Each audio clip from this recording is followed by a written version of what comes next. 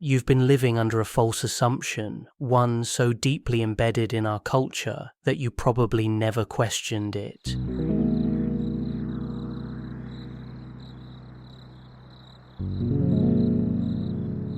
You think life is complicated.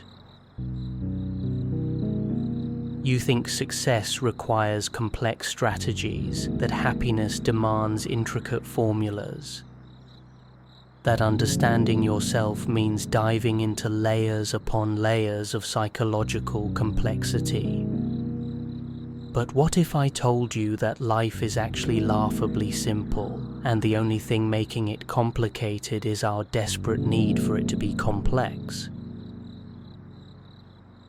Consider this for a moment. Every single self-help book you've ever encountered, all 300 pages of carefully crafted advice, ultimately boils down to a handful of simple principles. Eat less, move more, communicate honestly, care deeply, work consistently on something valuable, show up every day, be present with the people you love. Yes, dear, what is it? Well, Mr. Evans, Miss Black wanted me to bring this to you.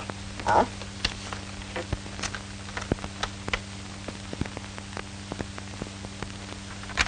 Won't you sit down, Jim? I understand you have an unusual pencil, Jim. Yes, sir. That is, it's nothing special. But you're rather proud of it. It has my name on it. I won it in an essay contest. May I see it? Uh-huh. Personally, I think that something like this is better for carving. I'll fix the desk, Mr. Edmonds. I'll sand it down and refinish it. You won't be able to tell where I scratched it at all. That's a good idea, Jim. I'll begin today after school. That will be fine. Well, what else do you want me to do, Mr. Edmonds? Perhaps you can help me with a problem. I'd like your advice, Jim. My advice? Yes, I've got quite a serious problem. There are a great many young people in the school, Jim. Each is an individual, but in one important way, they're all alike. They're all growing up. Is that the problem, Mr. Edmonds? Yes, growing up is a problem. Because, well, I remember one time I watched some of the boys play ball. You've probably seen it too. The boys were all about your age. In years, they're young men. But sometimes in their behavior, they act like children? That's it. A boy batting struck out, and what a fuss he made. He was a young man in years, but the way he behaved was more in keeping with a 5-year-old. When you see a child do the same thing, you think, oh well, he'll grow up sometime. But at 15 or 16, this boy was still reacting the same way. He was still showing violent temper when little things went wrong for him. So the question is, why doesn't he grow up? Why does he still behave as a child? That's the secret formula everyone's been hiding in plain sight. But here's the thing about simple truths. They're boring. They don't make us feel special. They don't require a guru or a revolutionary system with a trademark. Simple truths can't be packaged into a 47-step morning routine that promises to transform your life. Simple truths don't have the allure of ancient secrets that they don't want you to know about, and so we reject them, not consciously of course. We reject them by complicating them, by layering on requirements and conditions and prerequisites until the simple becomes impossibly complex. Think about how this plays out in real life. Someone wants to lose weight and the answer is straightforward. Consume fewer calories than you burn, move your body regularly, eat mostly whole foods, get adequate sleep. But we can't accept that. Instead, we need the ketogenic diet, or intermittent fasting, or carb cycling, or the Mediterranean approach, or paleo, or whatever new trend promises to be the secret key that unlocks effortless transformation. We need apps and trackers and meal plans and cheat days and refeed protocols. We take something simple and build an entire architecture of complexity around it. The same pattern repeats everywhere you look. Someone wants better relationships, and the answer is clear. Be honest, be kind, listen more than you talk, show up consistently, apologize when you're wrong, celebrate others' successes. But that's too simple. Instead, we need attachment theory and love languages and communication frameworks and relationship stages and compatibility algorithms. We need to analyze every text message, decode every gesture, strategize every interaction as if love were a chess game requiring grandmaster level planning. Someone wants professional success, and the path forward is obvious. Identify something valuable, get really good at it through consistent practice, deliver results, treat people well, keep showing up even when it's hard. But we can't accept that either. Instead, we need networking strategies and personal branding and growth hacking and productivity systems and morning routines and evening routines and the perfect workspace and the ideal schedule and on until we're so busy optimizing that we never actually do the work. Here's the profound joke at the heart of it all. While you're searching for complex solutions, life is screaming simple answers at you. But simple doesn't sell books. Simple doesn't make you feel like you've discovered something special. Simple doesn't require you to join a community or buy a program or follow a guru. Simple just requires you to do the obvious thing consistently without drama or fanfare. And somehow, that's the hardest thing in the world. The misdirection here is perfect. We think the complexity is in the solution, but actually the complexity is in our search for complexity. Life was simple all along. We just complicated the search so thoroughly that we convinced ourselves the simplicity couldn't possibly be real. It's like looking for your glasses while they're sitting on your head. The thing you're searching for is right there, but you've created such an elaborate search process that you can't see what's directly in front of you. Les miroirs ne mentent jamais. Ils me montrent mes saisons. Les années filent en secret et changent mes horizons.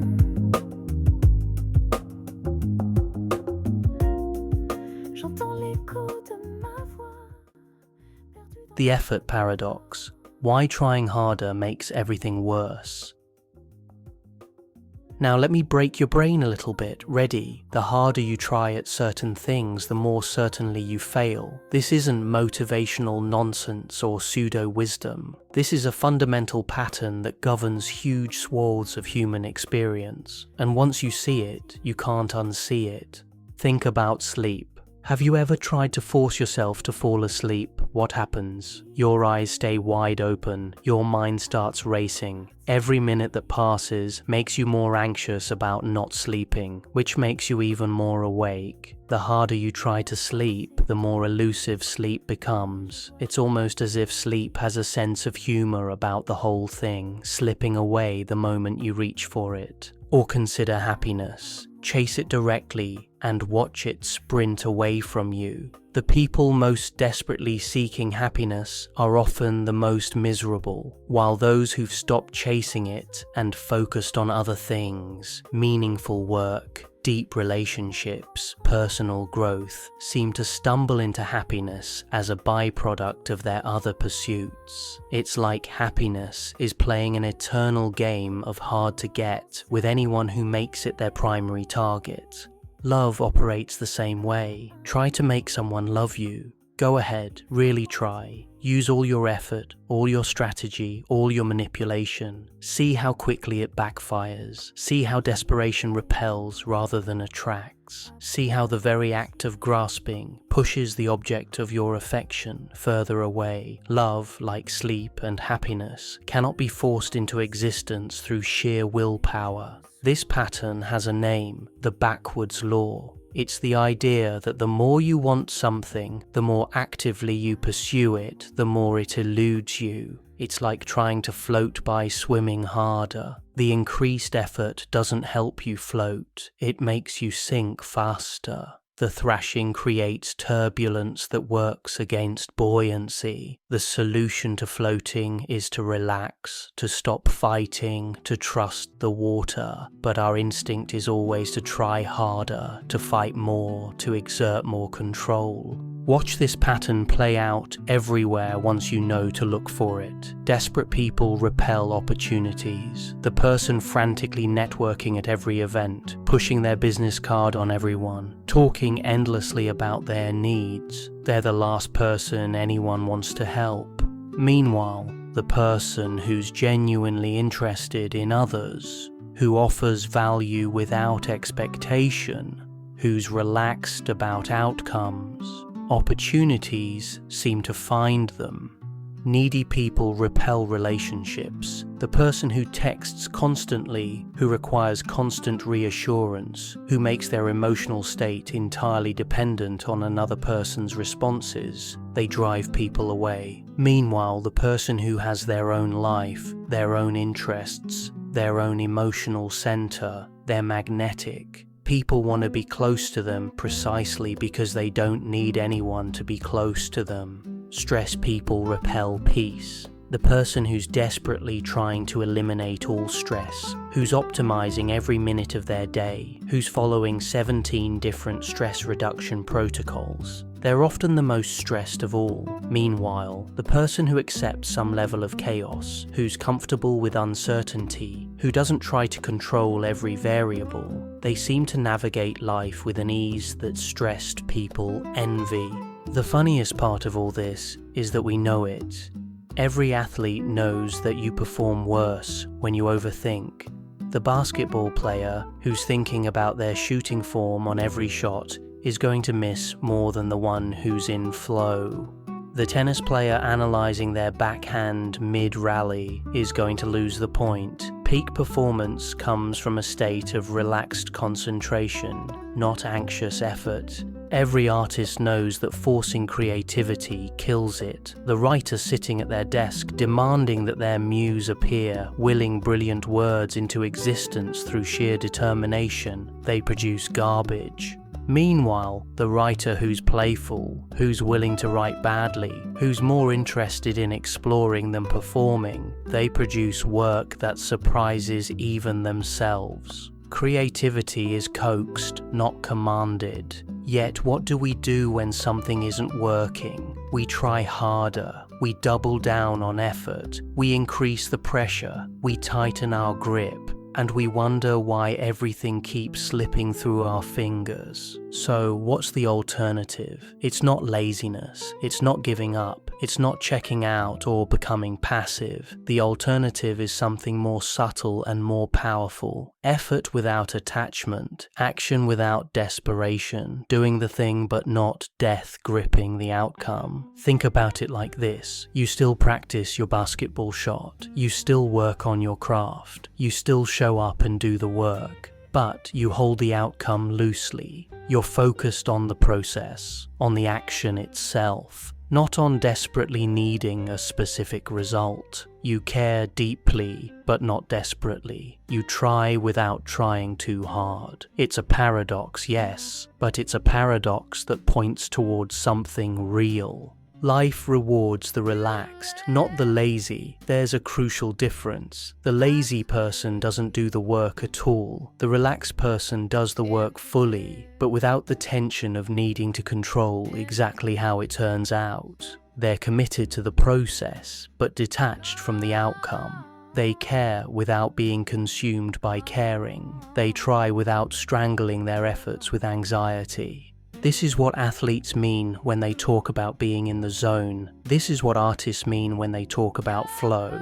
This is what wise people mean when they talk about non-attachment. It's not about not caring. It's about caring in a way that doesn't sabotage itself. It's about understanding that your desperate grip on outcomes is often the very thing preventing those outcomes from occurring. The backwards law teaches us something profound. Sometimes the path forward requires letting go. Sometimes the way to get what you want is to stop wanting it so desperately. Sometimes the answer to "how do I make this happen?" is stop trying so hard to make it happen and start creating conditions where it can happen naturally. Just gone.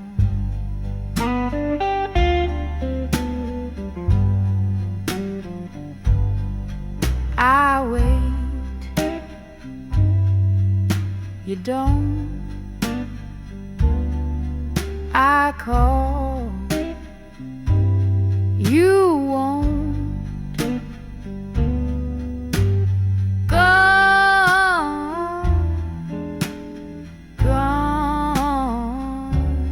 just gone.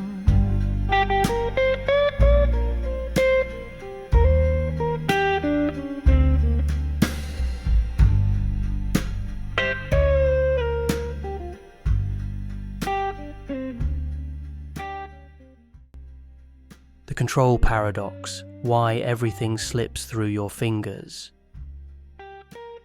Here's life's biggest cosmic joke, the one that gets funnier and more profound the more you understand it. The more you try to control everything, the less control you actually have. It's beautifully, almost poetically ironic. The tighter you grip, the more slips away. Think about how we approach our days. We plan every minute. We organize every detail. We try to anticipate every possibility, prepare for every contingency, predict every outcome. We fill our calendars with precisely timed blocks. We create systems and protocols and procedures for everything. We optimize and streamline and structure until we've built what appears to be a perfectly controlled life. And then what happens? Life laughs. Life throws a curveball. The car breaks down. Someone gets sick, a project takes twice as long as planned, an unexpected opportunity appears that doesn't fit the schedule, and our perfect plan crumbles. We're all control freaks in denial. Even those of us who think we're laid back and flexible, we have our zones of control, our areas where we secretly believe that if we just manage things correctly, we can prevent all problems and ensure all desired outcomes. We might not control our entire life, but surely we can control our morning routine, or our diet, or our work process, or our relationships, or something. Here's what's actually happening.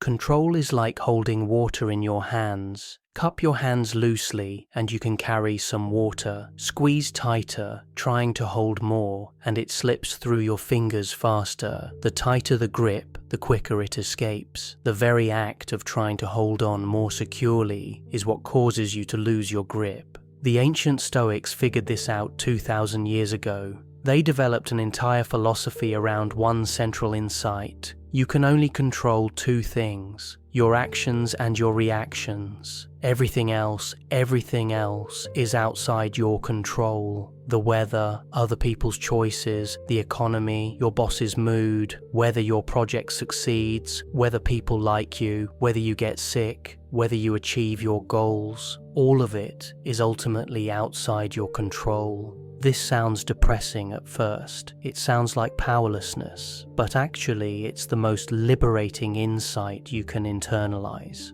Because when you truly understand what you can and cannot control, you stop wasting energy trying to control the uncontrollable. You stop exhausting yourself trying to manipulate variables that were never yours to manipulate in the first place. The breakthrough comes when you understand the difference between your circle of influence and your circle of concern. Your circle of concern contains everything you care about: global politics, climate change, what strangers think of you, whether your team wins the championship, whether the stock market goes up or down, whether it rains on your wedding day. It's huge. It's everything that impacts your life or that you have opinions about. Your circle of influence is much smaller. It's what you can actually affect through your choices and actions. You can't control traffic, but you can control when you leave. You can't control whether your boss is in a bad mood, but you can control how professionally you respond.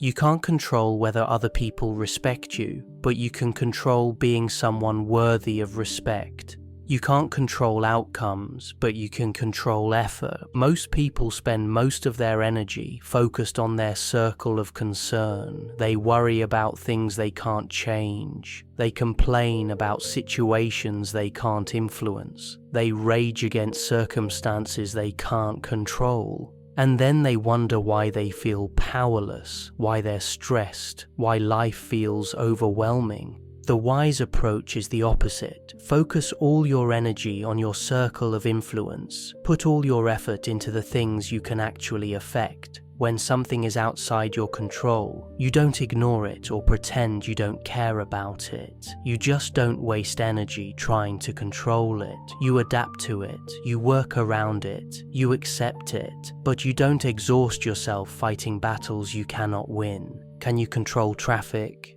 No, so you don't sit in your car getting angry at traffic. You leave earlier, you choose routes with less traffic, you use the time to listen to audiobooks or podcasts. You accept that travel time varies. You work with reality instead of demanding that reality conform to your preferences. Can you control other people's opinions of you? No.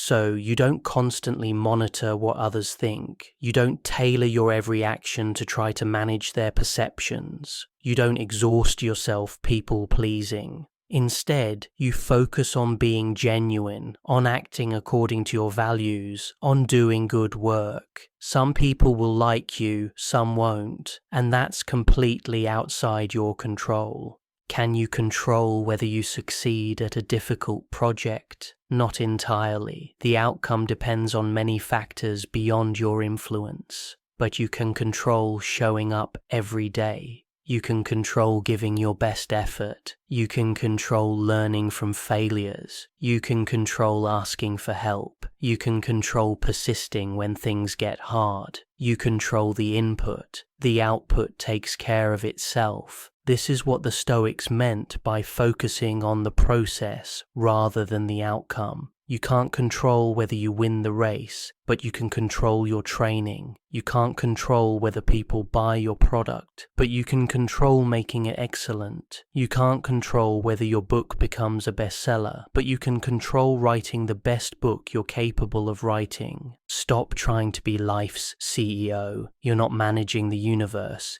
You're not in charge of how everything turns out. You're more like a surfer riding waves. A surfer doesn't control the ocean. The waves come however they come. The surfer's skill isn't in controlling the waves. It's in reading them and riding them skillfully. Master the ride, not the ocean.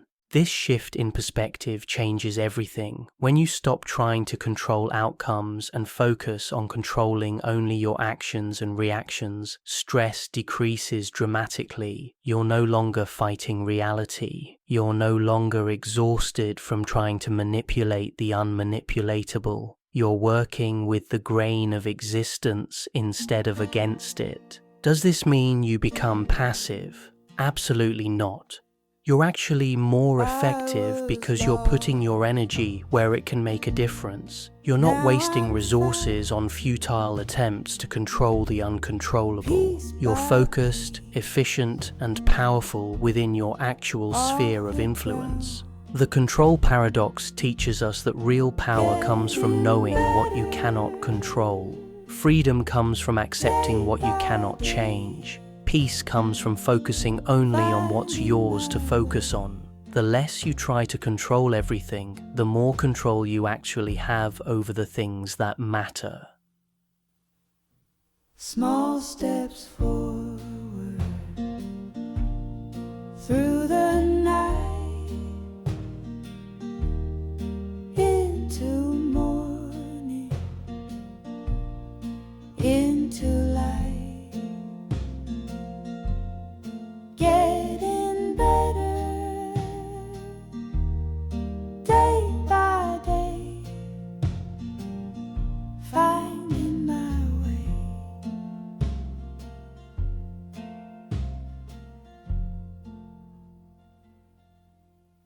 Not perfect, just growing wings. Keep going, final, getting better day by day. I'm okay. Your brain's secret night shift, the neuroscience of sleep. Let me tell you something wild about your brain that you probably don't know. While you're sleeping, while you think nothing is happening, your brain is running a full cleaning crew. Like janitors working the night shift in an office building, your brain has an entire waste removal system that operates while you're unconscious. Scientists discovered something called the glymphatic system, and it's fascinating. During deep sleep, cerebrospinal fluid washes through your brain tissue, clearing out metabolic waste and toxins that build up during the day. It's literally like a dishwasher for your thoughts, rinsing away the accumulated debris of consciousness. Here's what makes this even more remarkable. Your brain physically shrinks during sleep to make this cleaning process possible. The cells actually contract, opening up channels and spaces for the fluid to flow through. Your brain changes its physical structure every night to facilitate this cleansing process. It's like the whole organ is breathing, expanding during the day as it works, and contracting at night to purge waste. Think about what this means. Sleep isn't passive downtime. It's not just your body and mind shutting off to recharge batteries. Sleep is active maintenance, a critical process without which your brain literally accumulates toxic waste. This is why after a terrible night's sleep, everything feels harder. Your brain is trying to function while metaphorically sitting in a cluttered, dirty workspace. Tasks that would be simple with a clean, well-rested brain become exhausting with a brain full of metabolic debris.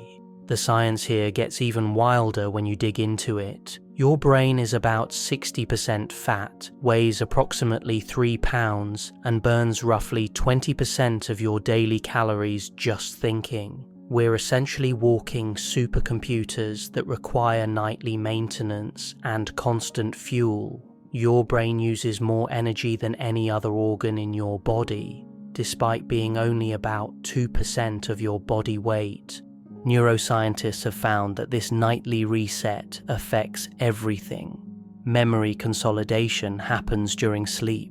Your brain is literally reorganizing information, moving things from short-term to long-term storage, making connections between disparate pieces of knowledge. Creativity increases after good sleep because your brain has had time to make novel associations. Problem solving improves because the clutter has been cleared away. Emotional regulation stabilizes because the systems that manage emotions have been properly maintained. One night of poor sleep leaves metabolic waste in your brain, and you feel it. You're irritable, unfocused, inefficient. Your reactions are slower. Your thinking is cloudier. Everything takes more effort because you're operating with a system that's literally clogged. It's like trying to work on a computer that hasn't been properly maintained. Everything lags, nothing flows smoothly, and you're constantly fighting the system just to get basic tasks done. But here's what's really concerning. Chronic sleep deprivation means chronic accumulation of this metabolic waste. Scientists are finding connections between poor sleep and neurodegenerative diseases. When your brain doesn't get adequate time to clean itself night after night, the long-term consequences pile up. The research is still evolving, but it's increasingly clear that sleep isn't optional maintenance. It's absolutely critical for long-term brain health. This is why all the productivity hacks in the world can't compensate for poor sleep. You can have the perfect morning routine, the ideal diet, the most sophisticated time management system, but if you're sleep deprived, you're operating with a handicap. You're trying to run high-performance software on hardware that's full of junk files and corrupted data. The implications are profound when you really think about them. We live in a culture that glorifies sleep deprivation, that treats staying up late as a sign of dedication, that acts like sleep is for the weak. work, we have people bragging about functioning on 4 hours of sleep as if it's a badge of honor, but what they're really bragging about is operating with a brain full of waste products, making decisions with compromised cognitive function, and slowly accumulating damage that might have serious long-term consequences. Your brain has a night shift crew you never knew about, working tirelessly to maintain the system that makes everything else in your life possible. Respect that process. Protect your sleep. Understand that when you're sleeping, you're not being lazy or unproductive. You're running essential maintenance on the most complex machine in the known universe. The happiness trap. Why you can't catch what you're chasing. Here's one of life's cruelest jokes. Happiness is the only goal that runs away when you chase it. It's like a cat. Ignore it, and it jumps in your lap. Chase it, and it darts under the furniture where you can't reach it. We've all been caught in this trap. We think happiness is a destination, a thing to be achieved through the right combination of circumstances. Once I get that job, then I'll be happy. Once I meet the right person, then I'll be happy. Once I lose weight, make money, move to a better city, buy the house, achieve the goal, then finally I'll be happy.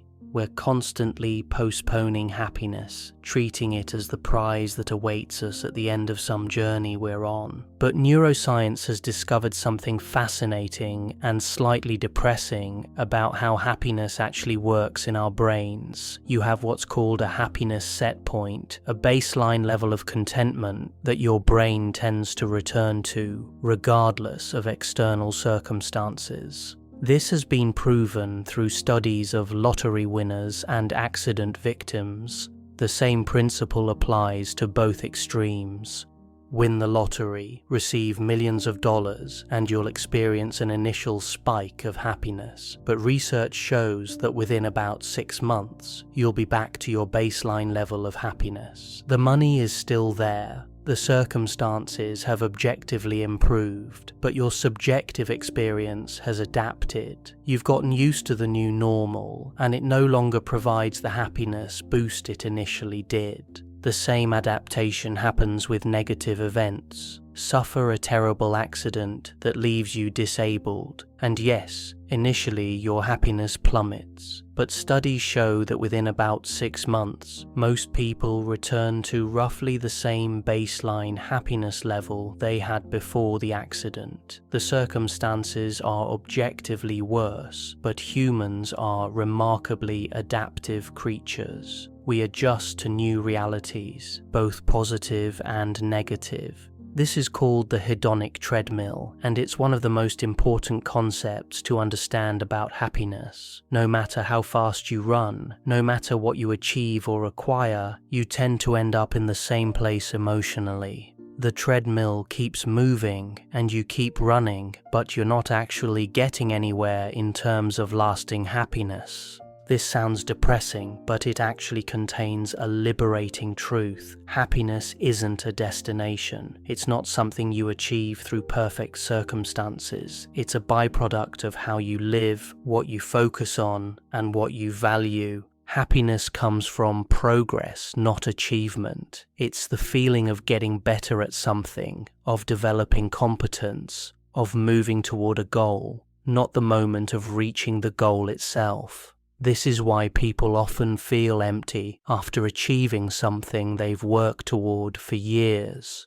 The achievement itself doesn't provide lasting happiness. The process of striving provided happiness all along, but we were too focused on the future achievement to notice. Happiness comes from connection, not possessions. Deep relationships, moments of genuine connection with others, feeling seen and understood and valued. These provide far more lasting happiness than material acquisitions. You can't buy your way to happiness, but you can build your way there through relationships. Happiness comes from giving, not getting. Counterintuitively, people report more happiness from spending money on others than on themselves. helping others, contributing to something larger than yourself, making a positive impact. These generate real, lasting satisfaction in a way that self-focused pursuits often don't.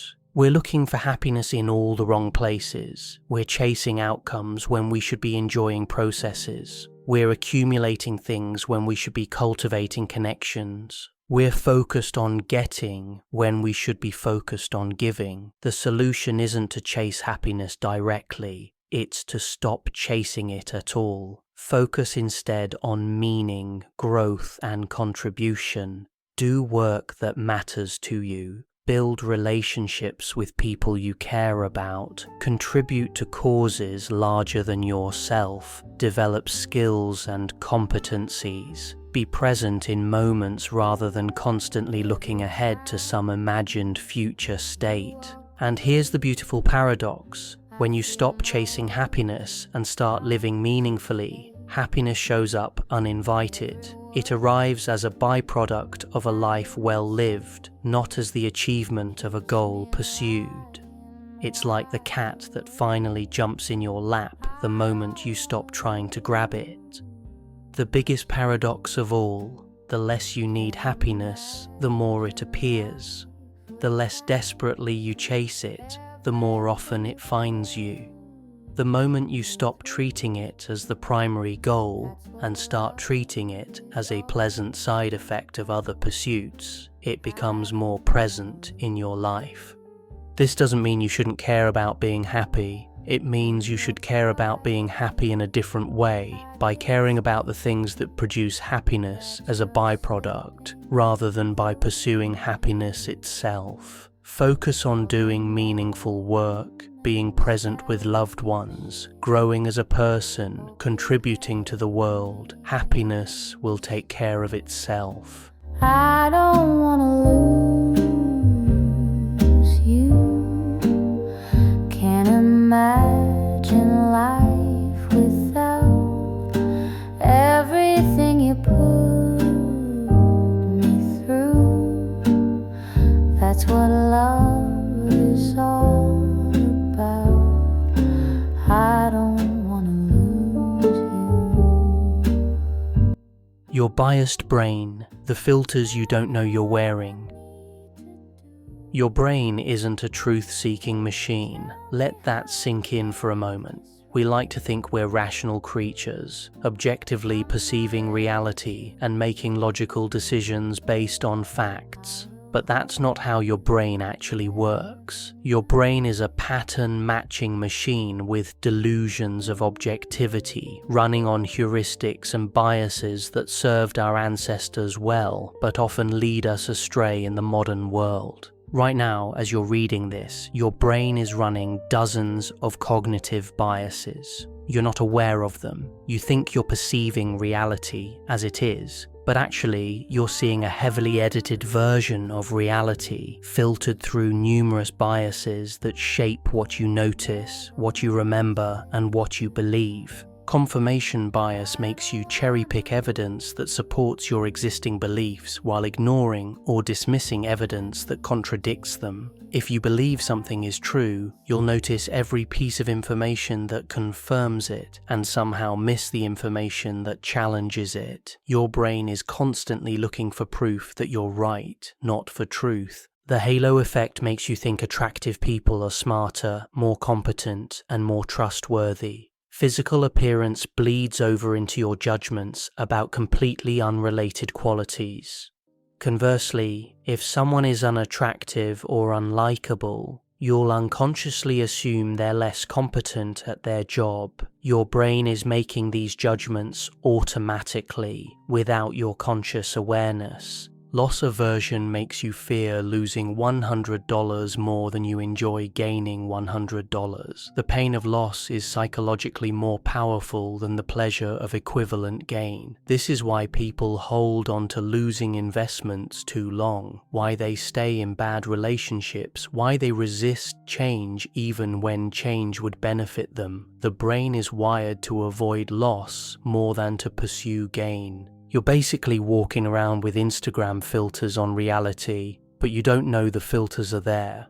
You think you're seeing the world as it is. You think your judgments are based on objective assessment, but actually your perception is being constantly shaped by biases you didn't choose and often don't know about. Here's an uncomfortable truth that's hard to accept. You judge others by their actions, but yourself by your intentions. When someone cuts you off in traffic, they're an inconsiderate jerk. When you cut someone off, you had a good reason, you were distracted or running late or didn't see them. You give yourself the benefit of the doubt that you rarely extend to others. You remember your successes and conveniently forget your failures. Ask someone to list their biggest achievements and their biggest mistakes, and the achievements list will be longer and more detailed. We have selective memory that protects our ego by emphasizing our wins and downplaying our losses. You think you're above average at almost everything. This is called illusory superiority, and it's incredibly common. Most people believe they're better than average drivers, better than average at their jobs, better than average at relationships.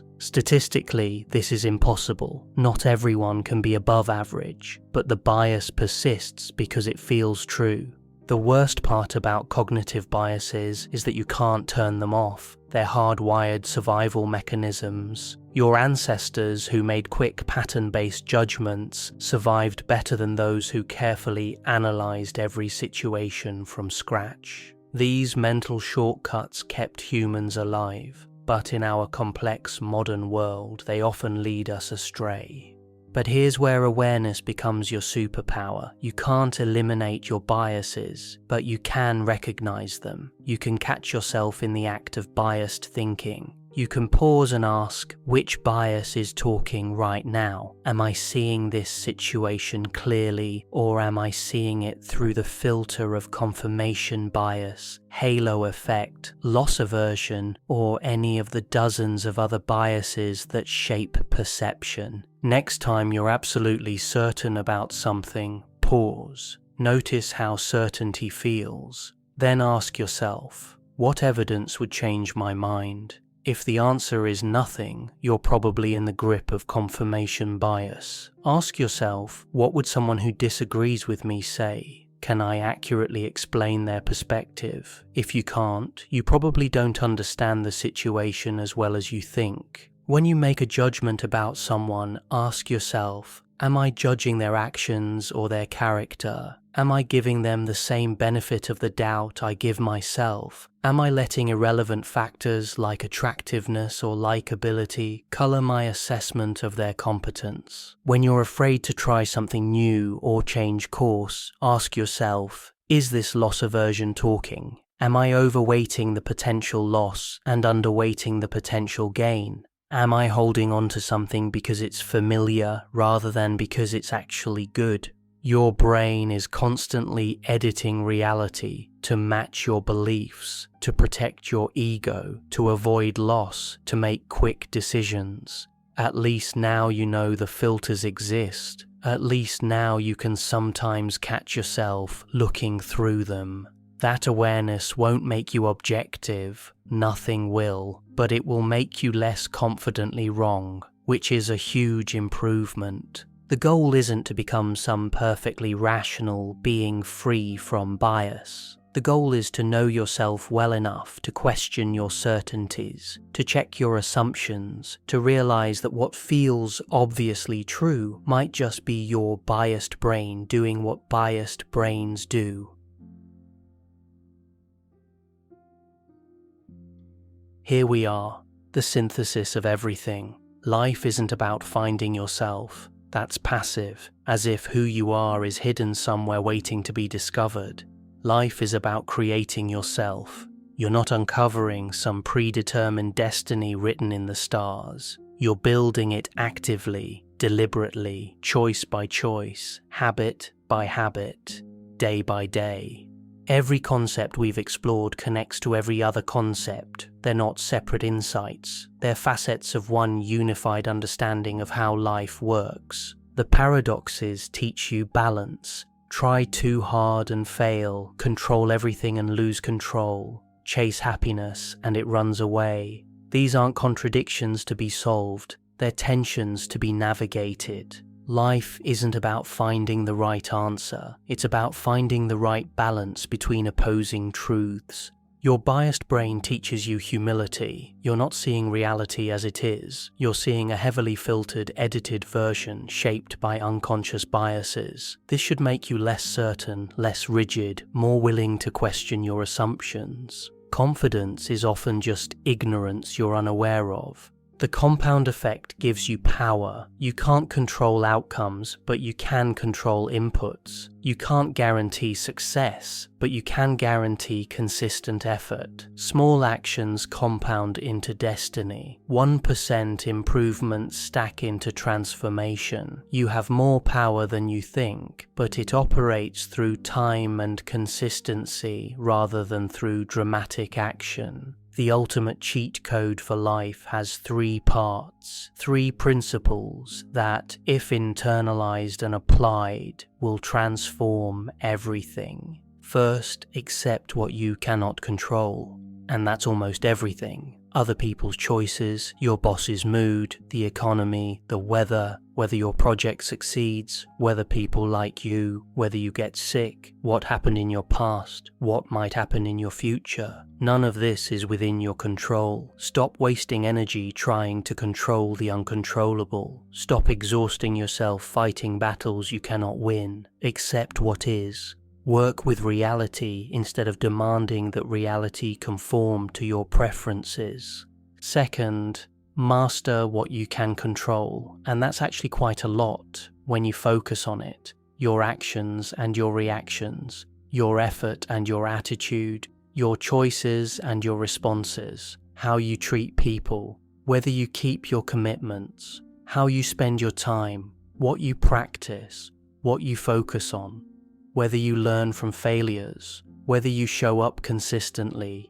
You can't control outcomes, but you can control the behaviors that make positive outcomes more likely. Third, compound tiny improvements daily. Don't try to transform overnight. Don't chase dramatic change. Don't set goals so ambitious that you're guaranteed to quit. Just be 1% better today than yesterday. Read 1 page, do 1 push-up, save $1, have 1 honest conversation, make 1 good decision. The improvements are tiny, almost meaningless in isolation, but they compound. Give them time and consistency, and they create transformation that feels impossible based on the size of the daily actions. That's it. 3 principles. Everything else is commentary, application, or explanation of these core truths. You now understand how your brain works, its biases, its autopilot systems, its need for sleep, its emotional drivers. You understand why happiness hides when you chase it. You understand how habits form and how to reshape them. You understand that memory is fiction and that your story is already being edited, whether you do it consciously or not. You understand the 80-20 principle and why most of what you do doesn't matter.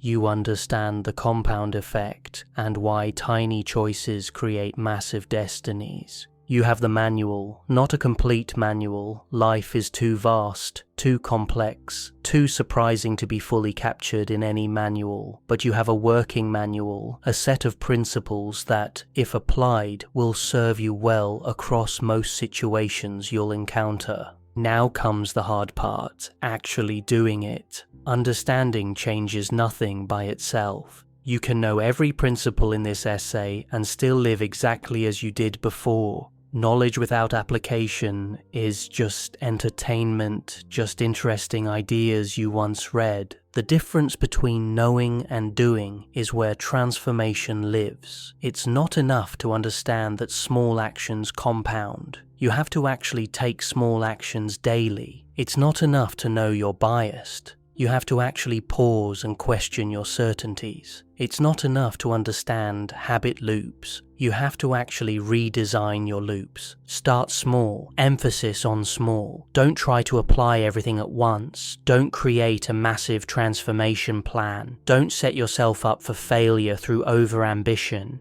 Pick one principle. Maybe it's the compound effect. Decide on one tiny daily improvement. Commit to it for 30 days. Just one page read, or 10 minutes of movement, or one healthy meal, or $5 saved. Something so small you can't fail. Do that for 30 days until it becomes automatic, until it's a habit that runs without conscious effort. Then add another tiny improvement, then another. Let them stack. Let them compound. In a year, you'll have a dozen new positive habits running automatically, requiring no willpower, no motivation, just autopilot working in your favor. Or maybe start with acceptance. What are you trying to control that you cannot control? What are you exhausting yourself fighting against? Where are you demanding that reality be different than it is? Identify one area where you're wasting energy on the uncontrollable. Let it go. Accept it. Redirect that energy toward what you can control instead.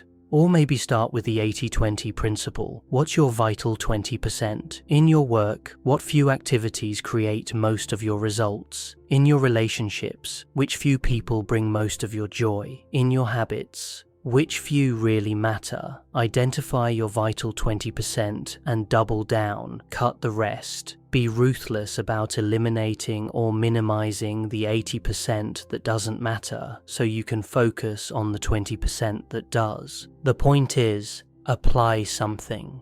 Take one principle and actually live it, not just understand it. Choose the one that resonates most. The one that feels most relevant to where you are right now, then actually do it.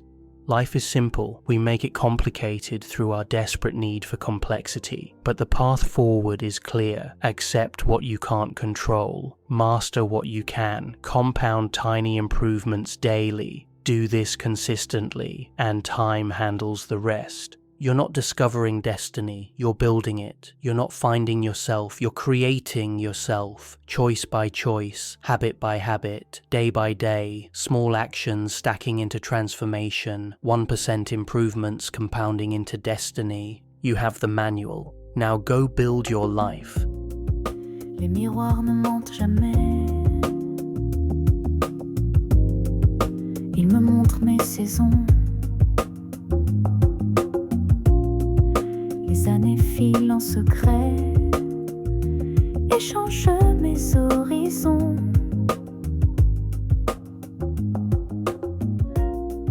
J'entends l'écho de